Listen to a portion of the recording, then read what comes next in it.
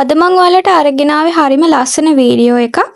ආතසීට් eagle cable cars කියලා Melbourne වල හරිම ෆේමස්. ගොඩක් ටුවරිස්ට්ලා වගේම මෙල්බර්න් ජීවත් වෙන අපි වගේ අයත් ගොඩක් යන එන තැනක්. අපිත් ඉතින් දැන් මේ 4 වෙනි 5 වෙනි සැරේට යන්නේ. ඒත් හරිම ලස්සනයි.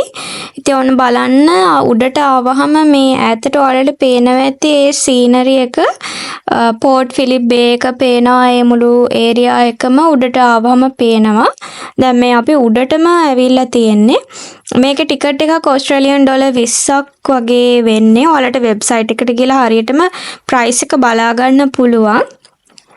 ඉතින් බලන්න අර ඈතට ෆෝර්ට් ෆිලිප් බේ එක ඒ උඩට ගියහම හරිම ලස්සනයි. හැබැයි මේක අර බය හිතෙනා වගේ පේනුණාට ගොඩක් වේගෙන් යන්නේ නැහැ. හෙමින් යන්නේ.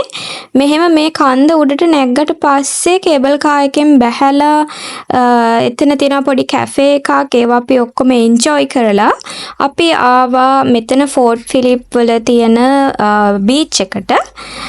මේ තියෙන්නේ බීච් එක. හරිම ලස්සන වීව් එකක් තියෙනවා. වතුරත් හරිම ලා නිල් පාටයි. හරිම ට්‍රාන්ස්පේරන්ට්. ඉතින් අපි මෙතන අර පිල එකක් වගේ එකක ඉඳගෙන ගොඩක් වෙලා වතුරට බැස්සේ නැහැ. බහින්න පුළුවන්ද කියලා මම දන්නේ.